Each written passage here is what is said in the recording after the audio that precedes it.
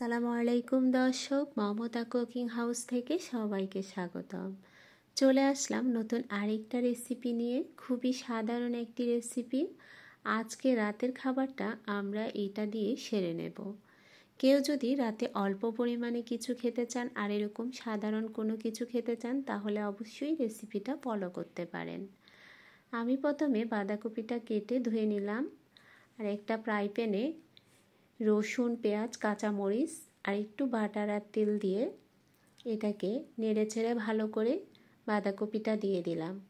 এরপর একটা ঢাকনা দিয়ে ঢেকে নেব।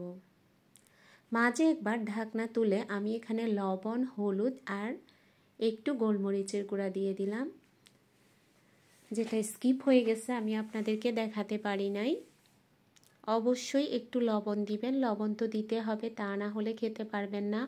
আর হলুদ আর গোলমরিচের গুঁড়াটা সম্পূর্ণ অপশনাল, চাইলে দিতে পারেন আবার নাও দিতে পারেন। এর সাথে আমি ডিম দিব। ডিমটা এর জন্য আমি রেডি করে নিচ্ছি। চাইলে এর সাথেও আপনি একটু গোলমরিচ দিতে পারেন, যেহেতু আমি বাঁধাকপির সাথে দিলাম এই জন্য এখানে আর দিলাম না। এটাকে আমি এভাবে রেডি করে নিচ্ছি। কেউ যদি চান রাতের খাবারটা এটা দিয়ে সেরে নেবেন, তাহলে এভাবেই সেরে নিতে পারেন। যাদের ডায়াবেটিস আছে তাদের জন্য খুব ভালো একটা খাবার, এভাবেই খেয়ে নিতে পারেন। ডিমটা আমার হয়ে আসছে, দেখুন। এবার এটাকে চুলা থেকে নামিয়ে আমি এক সাইডে রেখে দিচ্ছি। ডিমটা আমি আগে থেকে রেডি করে এভাবে রেখে দিয়েছিলাম।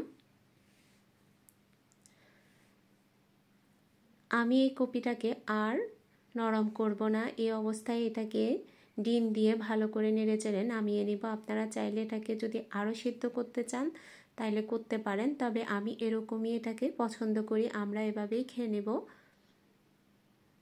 দেখুন, এভাবে খেতে কিন্তু অনেক মজা, অনেক অসাধারণ। যদি আপনাদের কাছে ভালো লেগে থাকে তাহলে ভিডিওটা অবশ্যই লাইক ও শেয়ার করতে ভুলবেন না।